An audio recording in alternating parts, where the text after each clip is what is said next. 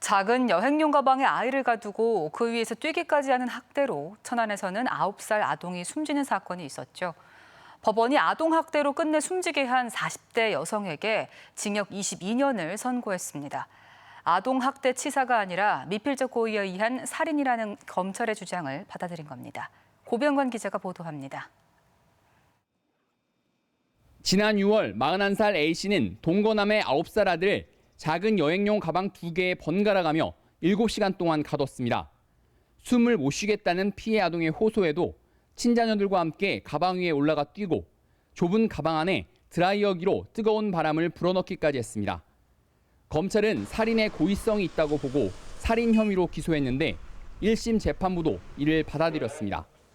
피고인은 지속적으로 부인했지만 범행에 동참한 친자녀들의 진술이 일관되고 피고인 역시 아동이 사망할 가능성을 인식하고 있었던 점 등을 근거로 징역 22년을 선고했습니다.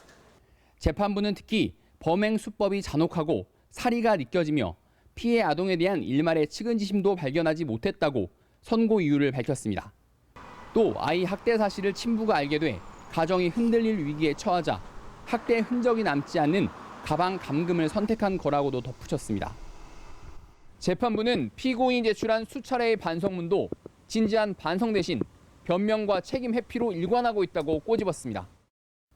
재판부는 피해 아동이 마지막 순간까지 피고인을 엄마라고 부르며 구해줄 것으로 믿었다면서 판결문을 읽던 도중 여러 차례 울먹이기도 했습니다.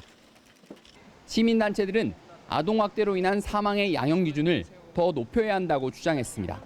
불가학력의 어린이를 일방적으로 살인을 한 것이기 때문에 일반적인 양형 기준이 아니라 특수하게 적용을 해서 더 높은 양형 기준을 적용해야 된다고 생각하고 재판부는 재범 가능성은 적다며 검찰이 요구한 20년간 위치 추적 장치 부착 명령은 기각했습니다. MBC 뉴스 고병관입니다.